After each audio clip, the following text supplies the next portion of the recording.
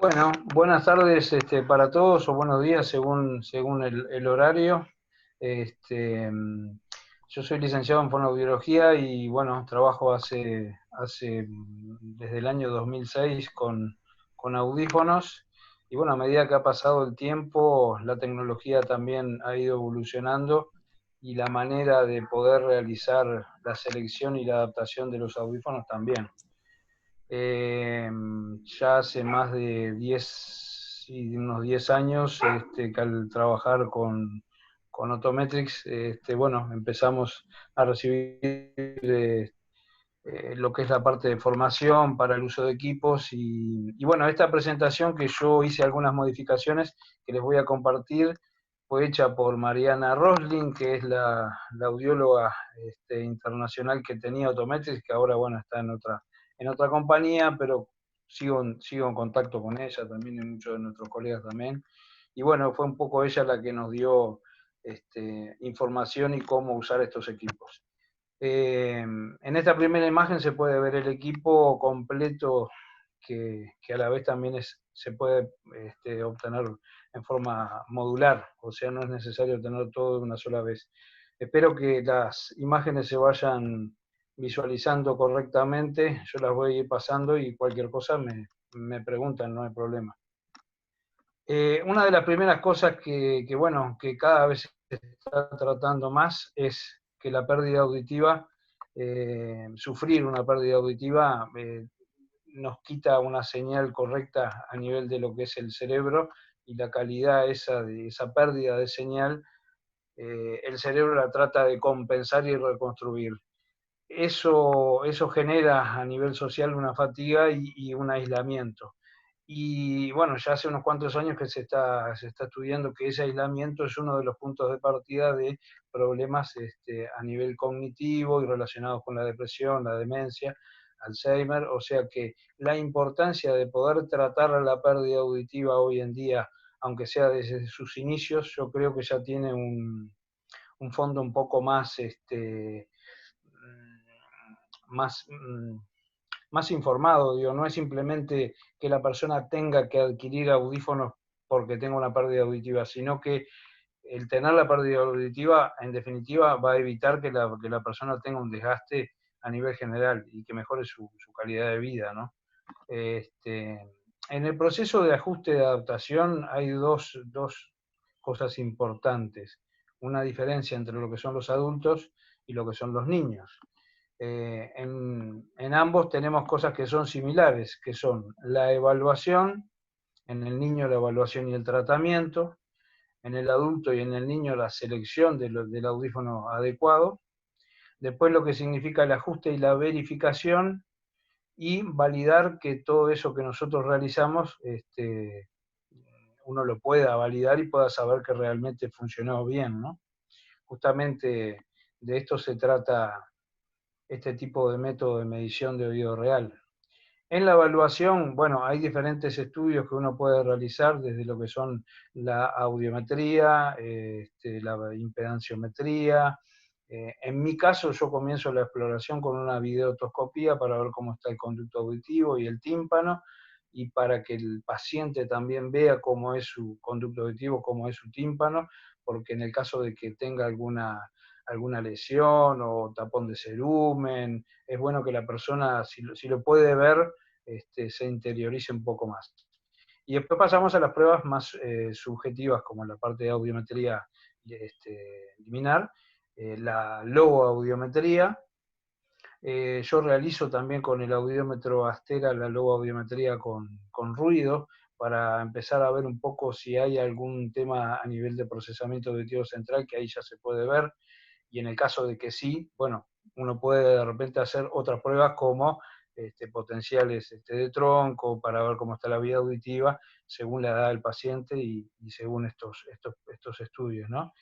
Y bueno, y la impedanciometría es para verificar que toda la parte de funcionamiento del oído medio es correcta, ¿no? Y que no hay una lesión a nivel del tímpano y de la cadena osicular. Eh, Luego de esto, lo que generalmente viene son las consideraciones del audífono que uno va a seleccionar. Las características físicas y electroacústicas deben ser definidas. el estilo de audífono, características avanzadas si se necesitan según la pérdida auditiva, y en el caso de los niños, compatibilidad con sistemas de FM. En los adultos, por supuesto que también cuando uno habla de estilo, toda la parte estética, el adulto también le gusta poder seleccionarlo, y en el caso de que se pueda y que lo permita su pérdida auditiva, debe ser tomado en cuenta también, ¿no? Acá yo puse un poco, debido a este problema actual que tenemos hoy, las opciones que tenemos en tecnología para que el audífono se pueda conectar con su teléfono celular, esto más bien relacionado más al adulto, aunque hay accesorios como SoundClip, que está hacia uno de los lados de la cámara, perdón, de la diapositiva, que permite tener la función de un micrófono remoto, que es lo más parecido a lo que es un sistema de FM.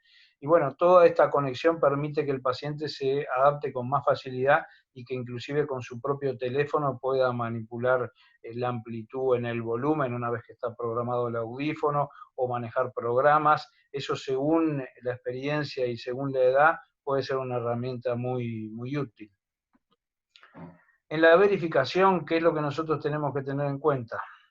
Que la electroacústica básica, que la apariencia sea atractiva, que la adaptación sea confortable y que el rendimiento electroacústico del oído sea el real.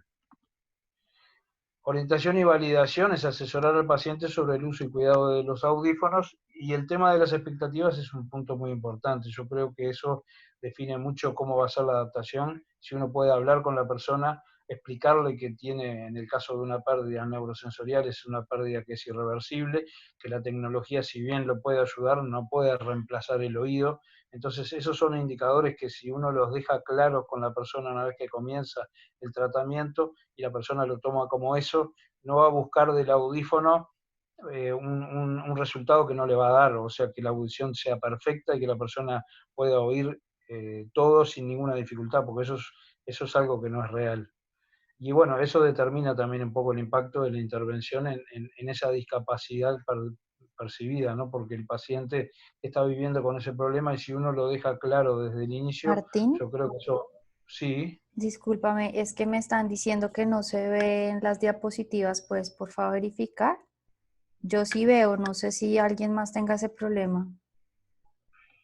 Yo estoy en la diapositiva acá, ahora voy a la anterior, por ejemplo, lo que la cambié, y ahora vuelvo a la que estaba, que es la número 8. Bueno, yo las veo y hay varias personas que dicen que sí ven, otros que no se ven. Yo creo que deben revisar de pronto su propia conexión. Si quieren, las personas que no ven salgan de la sala y yo les vuelvo a dar ingreso, porque realmente es algo que no puedo manejar yo desde acá, sino hace como es de cada computador y de cada internet. Entonces les sugiero que salgan y vuelvan a entrar a ver si se puede ver. Espérame un segundo, Martín. Miramos Sin si ya. problema. Lo que nos sobra ahora es tiempo, así que no hay problema.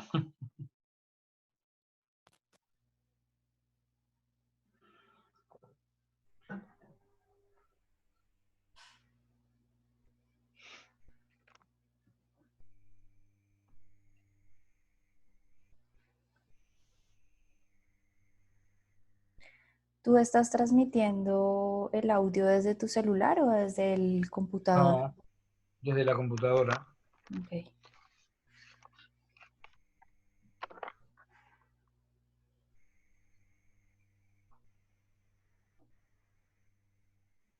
Les pregunto nuevamente, ¿ya ven las Sí, sí, no hay diapositivas las problema. personas que no lo veían?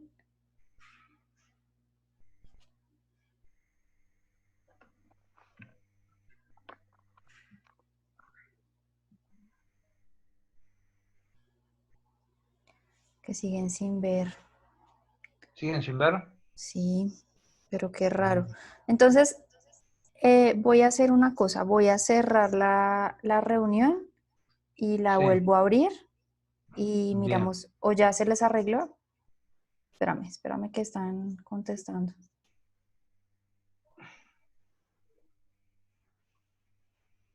Voy a cerrar la reunión y la vuelvo a iniciar. ¿Listo? Qué pena con ¿Qué tengo ustedes. que hacer? No, Espero. tú, o sea, yo voy a cerrar la reunión y toca volverse a conectar igual que al principio. Bien.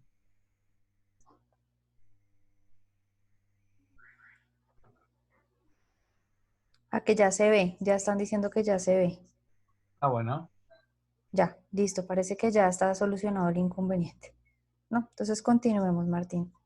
Gracias. Continúo. Muy bien.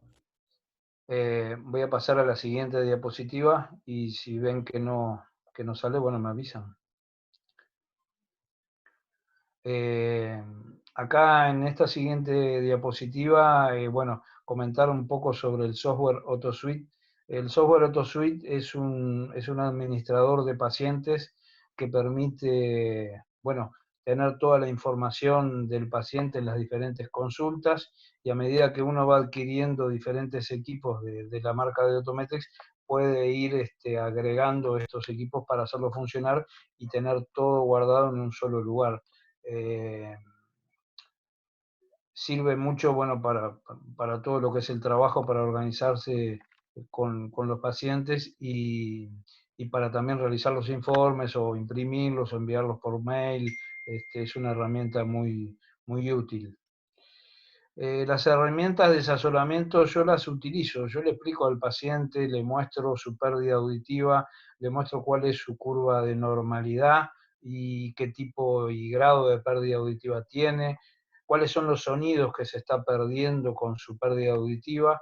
Entonces es un poco interiorizarlo en toda su problemática, que bueno, por supuesto el otorrino o por falta de tiempo o porque no tiene ese tipo de consideración, muy difícilmente se lo explique al paciente, ¿no? Bueno, en algún caso sí, pero en la gran mayoría no se toman tiempo como para explicar qué es lo que le está pasando a la persona, ¿no? Esta es la unidad de micrófono que es la que va en el paciente una vez que está en la sala. Esto tiene una conexión Bluetooth que permite conectar el equipo con el paciente y con estas ondas que se colocan en el conducto auditivo se empieza a medir primero la resonancia del conducto y todo el proceso que ahora en las próximas diapositivas vamos a ir viendo también. La cámara de pruebas o la caja permite hacer varias cosas. Se puede utilizar también como parte del equipo para lo que es el laboratorio de los audífonos, cuando uno realiza una reparación y necesita saber si el audífono está funcionando bien, lo pone con los ajustes de fábrica y al medirlo aquí adentro en la caja, en la cámara anecoica, puede medir todas las funciones del audífono, la ganancia, el pico máximo, la resolución de frecuencia, el consumo de batería y saber que el audífono está funcionando en forma correcta.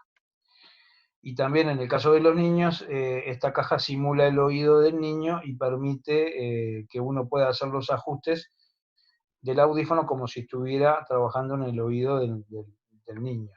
Pero una vez que uno lo ajusta en esta caja, después de que ya lo programa, lo coloca en el oído y ya está programado a medida.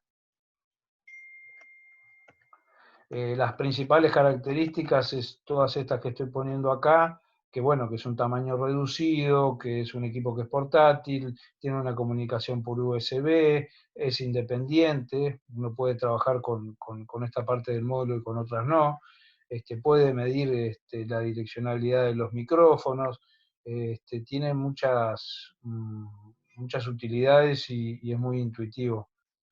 Y también es una solución para lo que son los ajustes pediátricos. Este es un poco cómo funciona el flujo de trabajo del AutoSuite con los diferentes pasos. Lo que es la evaluación, que bueno, ahí lo que se trabaja más es con la videotoscopía y con las diferentes pruebas que se van procesando, selección de audífonos, ajuste y verificación y luego la validación. ¿Se puede ver todo bien ahora en las pantallas, sí? Sí, sí, señor. Pues yo estoy viendo bien, no me han reportado nadie más que tenga dificultades. Perfecto. Te estaba escribiendo algo. Sí, alguien apareció una raya acá, pero no sé de qué. Eh, Sí, todos en dicen que cuanto, está bien. Ujú. perfecto. Las razones para la verificación. Bueno, a ver, antes de usar estos equipos, yo lo que hacía era, siempre realicé pruebas del audífono al paciente, que lo usara unos días, que volviera para ver cómo estaba, salir a la calle, que no le molestara el ruido, pero claro, son todas pruebas subjetivas que uno podía hacer, ¿no? Digo, que sirven de mucho y que tienen mucha información. Pero bueno, la verificación, esta que es una verificación objetiva, también determina que el habla media se coloca adecuadamente en el rango dinámico del paciente, evaluar la respuesta de frecuencia de oído real, y también ver, por ejemplo, esos picos que causan la retroalimentación, que los sonidos suaves realmente sean audibles, que los sonidos altos estén bajo del umbral de incomodidad. Yo también cuando hago las audiometrías siempre tomo los umbrales de confort y de molestia para tener esa información y compararlos cuando uno lo puede medir. Y que los sonidos altos estén en un nivel seguro.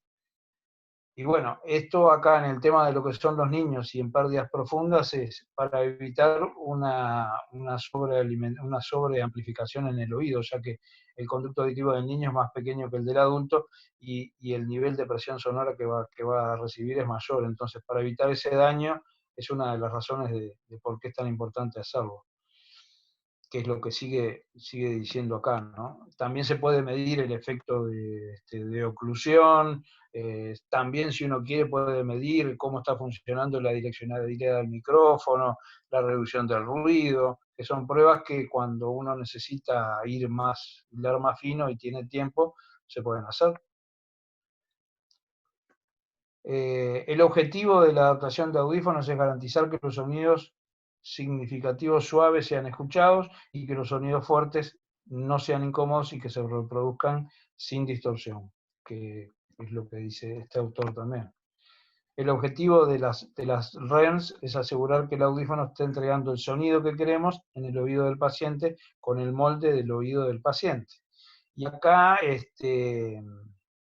lo que habla es que justamente los pacientes son únicos y no caben en el promedio. ¿Por qué? Porque a veces yo cuando no hacía medición de lo que es la ganancia auditiva, al probar el audífono, el paciente muchas veces trata de explicar lo que le está pasando, pero no puede darse cuenta si lo que realmente es que está demasiado fuerte, que está bajo, cuando dice que retumba, cuando está metálico. Entonces, si uno se guía solo por lo que dice la persona, muchas veces empieza a cometer errores. Y eso, bueno, puede generar fallas en la adaptación también. Ahora se me quedó a mí congelada la pantalla y no me deja compartir. Algo pasa hoy con el Ahora sí, internet. ahora sí. ¿Se ve ahora? Vemos la imagen de la gráfica con las diferentes rayitas. Ya, ahora sí Perfecto. cambio al oído. Perfecto. ¿Qué es lo que nos muestra las REM? Es una medición científica del nivel de presión sonora del canal auditivo usando un micrófono de sonda. Lo que REMS verifica son los ajustes de forma objetiva y científica y clínica para cada individuo. Y bueno, cuando uno puede medir la resonancia del conducto de cada persona en forma individual, es algo que siempre va a mejorar la adaptación del audífono, porque el fabricante de audífonos no puede saber la anatomía de cada conducto. Entonces lo que se hace es, se estima el tamaño del conducto auditivo de un adulto o de un niño y a partir de ahí empiezan a desarrollar sus fórmulas. Entonces, al poder hacer esto, lo que se garantiza es tener una medición eh, mucho más personalizada, ¿no? Bueno, acá me están apareciendo como rayas que van y vienen, pero no sé. El objetivo de los ajustes es que los sonidos del habla suaves deben ser audibles, entre 50 y 55 decibeles, que el discurso conversacional debe ser confortable, entre unos 65 y 70 decibeles, y que los sonidos altos deben ser tolerables. Esto es lo que debemos hacer. En un audiograma del paciente, uno puede ver acá una pérdida auditiva de ambos oídos, y esta una mejor vista para poder ver el rango dinámico. Esto es lo que nos permite también hacer AutoSuite, que uno pueda ver y mostrarle al paciente cómo se ve. Bueno, ¿qué significan los RES? REUR, por ejemplo, es Real Ear and Eye Response, que es la oído real, la respuesta sin audífono. Después, lo que es el oído real, la respuesta ocluida, o sea, con el audífono apagado y el molde colocado, o la oliva puesta en el oído. Después, al encender el audífono, que es el oído real, que es la respuesta con audífono, y después se puede ver la ganancia de inserción o la respuesta. La respuesta medida es en decibeles, es una medida de salida, y la ganancia siempre es la diferencia entre dos mediciones que se expresa en decibeles. La audibilidad para sonidos débiles debe ser medido, el confort para sonidos del habla, la tolerancia para sonidos fuertes, la reducción de ruido y direccionalidad de los micrófonos. Esas son todas características que uno puede medir con precisión. La Academia Americana de Audiología también nos habla de que las evidencias muestran una disminución en la percepción de los beneficios de los audífonos con alejamiento de los valores de la ganancia del objetivo. O sea, si uno seguía solamente por los valores predichos y hechos del fabricante, también tiene gran riesgo de alejarse de cumplir con el objetivo del audífono. O sea que la verificación de la salida máxima es recomendada para que no sobrepase los niveles de incomodidad. El oído real puede ser muy diferente del ideal. Lo que pensamos que el audífono está proporcionando puede ser muy, muy diferente a lo que pasa en el conducto auditivo. Y justamente eso es lo que pasa, que muchas veces la adaptación en base al first fit del fabricante nos da métodos que son aproximados, pero no son tan precisos como cuando uno lo puede medir. Entonces, esas variaciones, yo lo que noté en años de trabajo es que, que el paciente vuelve menos al consultorio cuando uno puede hacer una buena medición de oído real y ajustarlo en forma más personalizada. Las variaciones que hay, son las variaciones en cuanto a la anatomía de cada conducto, que puede ser diferente, más largo, estrecho, curvado, recto, y todas esas variaciones lo que van a modificar son las variaciones en los niveles de la presión sonora. Acá tenemos una gráfica que muestra lo que sería una medición para un bebé, que es RSCD, Real Ear Coupler Difference, que es la diferencia entre el acoplador y el oído real en el adulto y en el bebé. Y se pueden observar una diferencia de hasta 20 decibeles. Y las curvas que van a venir ahora, que son las que van apareciendo, son curvas de diferentes personas. O sea, lo que quiere decir esto es que no hay un oído que sea igual a otro. Por eso es tan importante poder hacer esa medición. La posición del tubo de sonda es muy fácil de colocar, asegura una medición correcta para las altas frecuencias. Por supuesto que es más difícil en los niños que en los adultos, pero bueno, de a poco se puede hacer. Hay una fácil y profunda inserción correcta de la sonda. Y acá viene un tema que es importante también, y que generalmente los fabricantes de audífonos, al desarrollar sus fórmulas, siempre toman como promedio función normal del oído medio. Y muchas veces encontramos en muchos pacientes pérdidas que son de tipo mixtas. Entonces, como eso no está puesto en consideración en los audífonos, siempre que uno lo puede medir, va a lograr un mejor resultado y una mejor ganancia. Siempre un autoajuste es mejor que el ajuste saber, es mejor que adivinar. Bueno, acá empiezan un poco esas reflexiones, respetar el objetivo de la adaptación individual porque los oídos son diferentes, y que la verificación es el único camino hacia la calidad. a tener una mejor adaptación. Los niños y bebés sabemos que no son muy cooperativos. Yo generalmente trabajo más bien con adultos, aunque algunos niños atiendo, pero mi población de pacientes es más bien de adultos. Pero bueno, en la evaluación y en la selección de audífonos y todo esto hay que tratar de ir realizándolo, ¿verdad? Hay una manera para trabajar con bebés que es poder realizar la medición con sonda. Esta colega Mariana también, que trabajó muchos años también en Dinamarca y trabaja en hospitales, lo que nos decía muchas veces es que cuando al niño le iban a hacer potenciales y estaba sedado, ya aprovechaban para hacer la medición con la sonda y guardar esa medición en el equipo, que es lo que estamos viendo acá.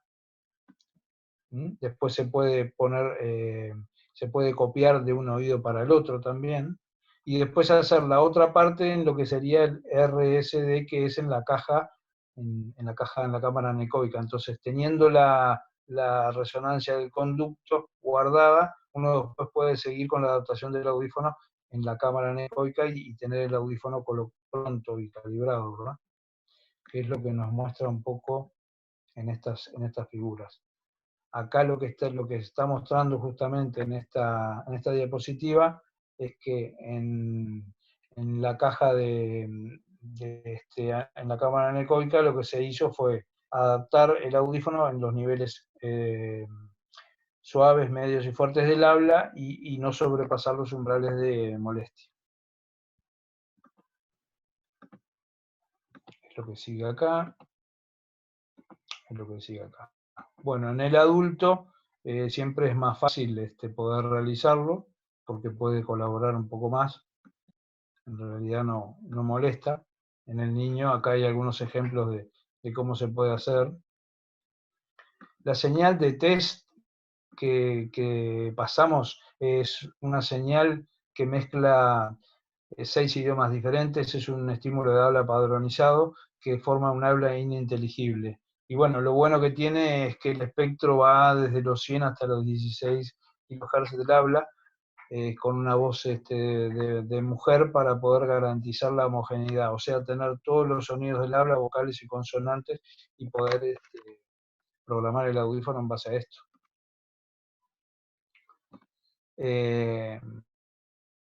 Las mediciones de oído real, acá lo que estamos viendo es cuando se coloca la sonda sin nada, o sea, solo la resonancia del conducto, que generalmente se trata de buscar un pico en los 3000 Hz, acá está la audiometría y la medición, que es lo que generalmente hay que hacer. Después, acá lo que se está midiendo es el efecto de oclusión con un molde, por ejemplo, vemos en la línea de color violeta que va hacia abajo, qué oclusión genera ese molde en el conducto auditivo, frente a lo que sería, en el caso acá si fuera una adaptación abierta, debería seguir la línea que va en negro y no generar ninguna oclusión, que ese es la gran diferencia que a veces vemos, que uno cree que está haciendo una adaptación abierta, pero en realidad está ocluyendo un poco el conducto, y eso genera cambios en la sensación que va a escuchar el paciente de lo que es el sonido. Luego lo que uno puede es programar todo en el equipo para que pueda emitir todas las señales en los diferentes niveles del habla, y acá según cada fabricante de audífono se pueden poner a 50 o 55 decibeles, 60, 65, 70, 80, todo eso lo puede modificar. Es más, hoy en día hay módulos que ya están hechos para diferentes marcas, marcas más reconocidas de audífonos, entonces eso ya está todo predeterminado.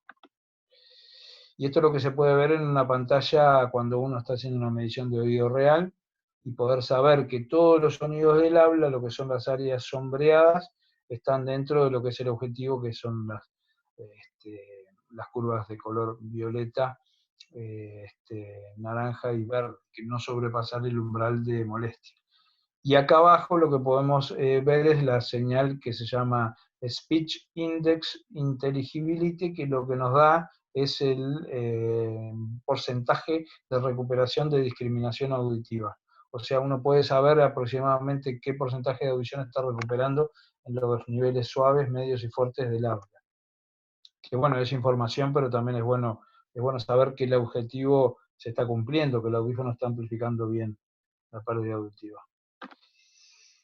En esto que es on top mode, lo que se ve detrás es un software de uno de los fabricantes de audífonos, se pueden poner las dos pantallas y poder amplificar el audífono e ir midiendo ese resultado en la misma pantalla y en forma automática, o sea, es más fácil de visualizar y de programar más rápido el audífono. En realidad este método muchas veces nos puede demorar un poco más en lo que es la primera consulta si queremos hacer la medición de oído real cuando el paciente ya se va con su audífono. Pero después lo que uno gana es en menos consultas del paciente, o sea, la persona se adapta con más facilidad. Acá hay unos ejemplos de lo que se puede medir, por ejemplo, la reducción de ruido, saber cuánto ruido está reduciendo el audífono, o puede ser también con una voz de un niño, o puede ser un ruido rosa. Estas señales se pueden cambiar, uno las puede hacer como... se puede también medir la direccionalidad de los micrófonos, que es la opción 20, entonces uno puede poner el audífono con la caja, con la cámara anecoica, y poder medir micrófono frontal, micrófono de atrás, omnidireccional, direccional, todo eso se puede realizar, como lo va mostrando en estas diapositivas que voy pasando.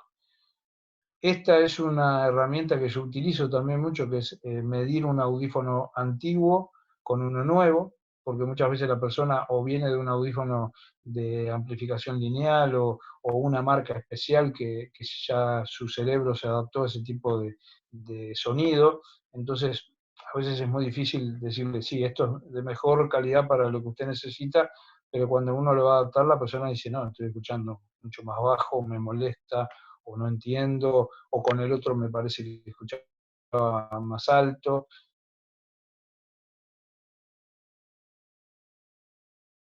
Entonces, y llegar en algunos parámetros al tipo de sensación sonora que tiene con su audífono anterior, o mejorarlo con el nuevo, que siempre la idea es eso. En un estilo libre uno puede agregarle imágenes, ponerle otras cosas que crea necesario, se puede jugar mucho con eso.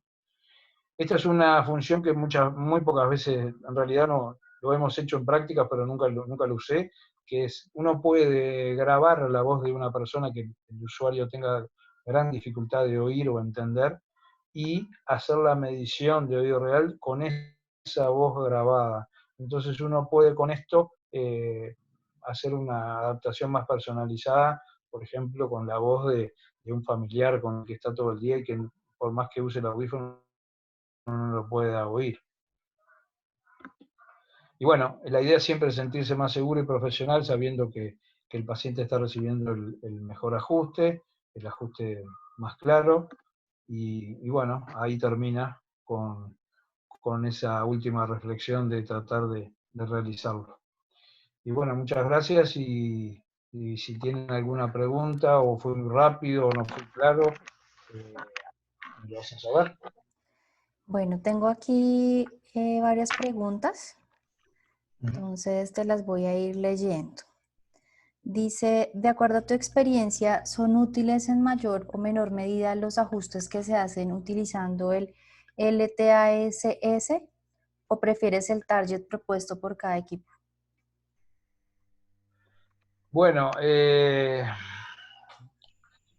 sí, yo creo que prefiero el target propuesto por cada equipo, sí, para mí es mejor. En realidad yo lo que hago es comparar la fórmula del fabricante. A ver, el fabricante de audífonos, al realizar su audífono y su fórmula de adaptación, o se basa en Allen L2 o en DSLI. Y una vez que uno puede medir, puede comparar si esa fórmula en el adulto está relacionada con con su mejor... Me parece que me perdí un poquito en la pregunta. A ver, decime cómo fue la pregunta, porque le estoy contestando otra cosa, creo. Dice, de acuerdo a tu experiencia, ¿son útiles en mayor o menor medida los ajustes que se hacen utilizando el LTASS o prefieres el target propuesto por el equipo? No, yo uso el target propuesto por el equipo, sí. Sí. Propuesto por el equipo, listo. Acá hay otra pregunta que dice que ¿qué porcentaje consideras que es el bueno en el SII? Bueno, el porcentaje uno tiene que tratar de, en relación, eso está en relación a la pérdida auditiva. Hay algunas bibliografías que yo he visto también que hablan de que si se puede llegar hasta un 70%, eso es como lo ideal. Pero muchas veces en pérdidas auditivas cuando son más severas, cuando uno ve el rango dinámico que tiene el paciente y lo que puede ganar de audición, sabe que eso no lo va a lograr, pero en pérdidas moderadas o moderadas a severas sí se trata de llegar hasta un 70. Ok, la otra pregunta es si la medida de direccionalidad de los micrófonos son medidas con acoplador o también se pueden hacer en oído real. Yo meto la cuchara aquí un momentico. Lo que pasa es que esa medida se hace con la caja de verificación de audífonos más no con el REM. Ajá, sí. Entonces, esa caja de verificación de audífonos, pues sí se hace es únicamente con el audífono en sí, dentro de los acopladores, más no con el audífono puesto en el paciente. ¿Me equivoco? Exacto. Sí, es eso. No, es eso, sí, pero se hace con el audífono y con la cámara, con la caja, con el hit, pero no se hace en el oído. Exacto.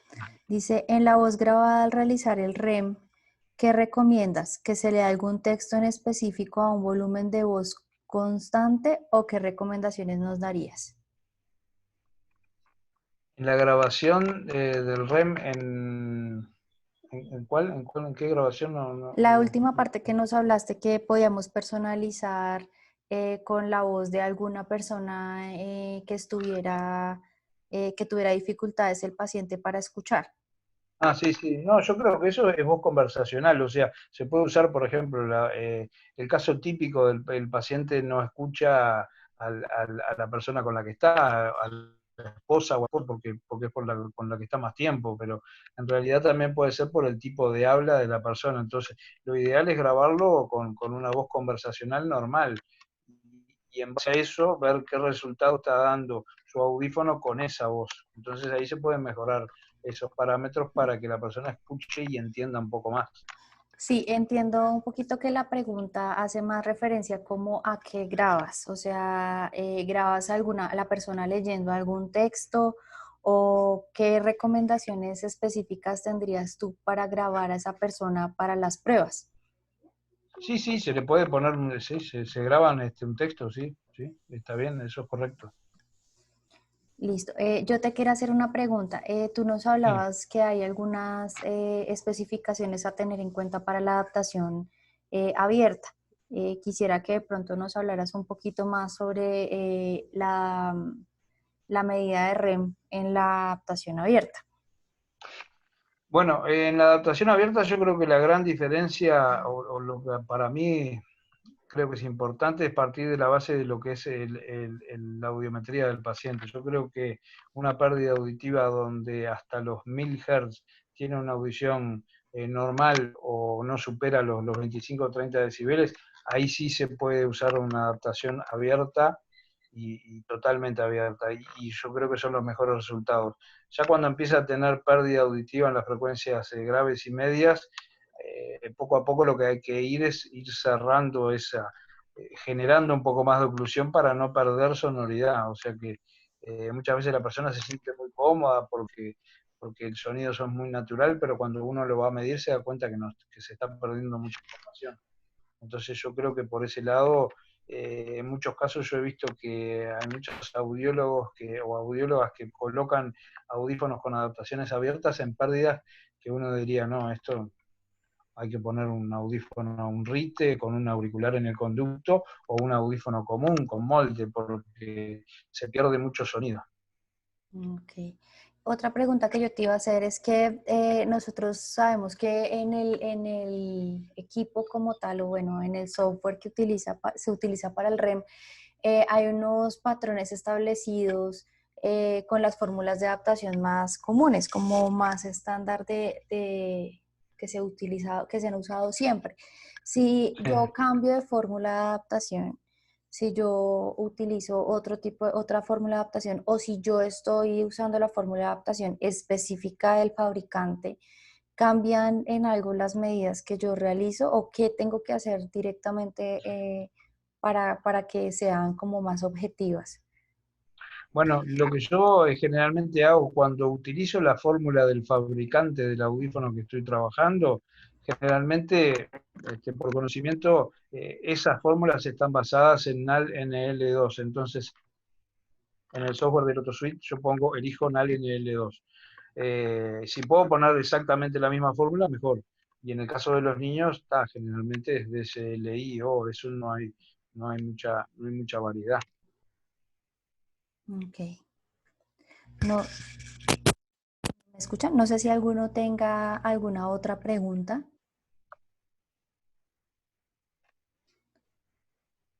o si tú nos quieres contar alguna otra cosa, Martín.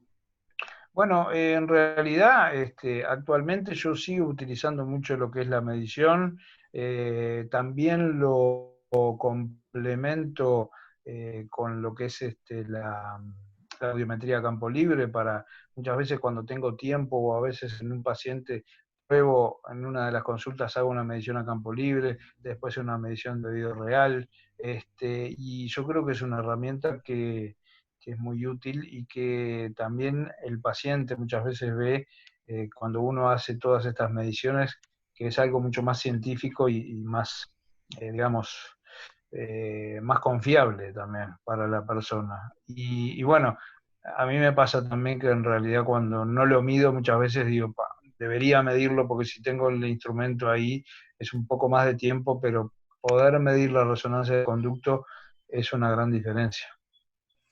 Yo te hago otra pregunta, pues ya digamos que no tan académica, pero en cuanto al proceso de adaptación, Mm. cuando tú haces medición de oído real, que tú dices que ya lo haces como parte de tu rutina de adaptación, no entiendo muy bien cómo funciona el sistema de salud de pronto en Uruguay, cómo es,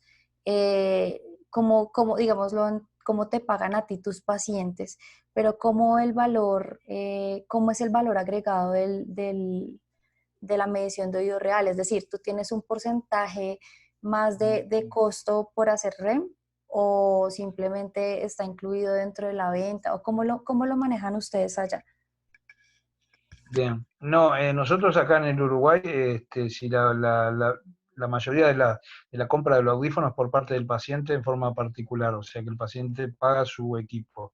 En el valor del equipo, nosotros siempre cuando vamos a empezar, realizamos todas las pruebas de audición y probamos el audífono donde hacemos una medición de oído real y calibramos el audífono para que lo pruebe durante unos días, una semana. Eso no tiene costo, la persona vuelve a cuando terminó la prueba y si adquiere el equipo, en el costo de ese equipo ya está incluida esa atención. Y después los controles durante el primer año. Pero si no lo adquiere porque dice, por más que todo el trabajo que tú hiciste y el esfuerzo, yo creo que por ahora no me quiero quedar con este equipo, no me sentí cómodo, lo devuelve y no tiene costo. Después están otros pacientes que cuando pasa el año, muchas veces, por más que uno tenga un buen mantenimiento del audífono, funcione correctamente, el paciente dice, no estoy escuchando bien, no me siento cómodo, entonces ahí se propone como una consulta aparte, se cobra una consulta por una medición de oído real y se trata de calibrar mejor el equipo. Pero básicamente es algo que está incluido en el costo del aparato.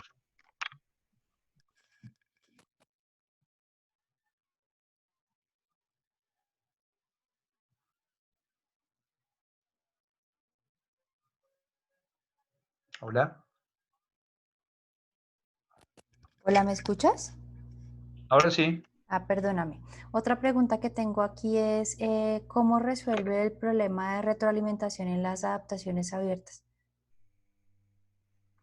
Las adaptaciones abiertas, una vez que yo hago la medición de la resonancia del conducto, lo coloco apagado, aunque sea una adaptación abierta, y luego lo enciendo.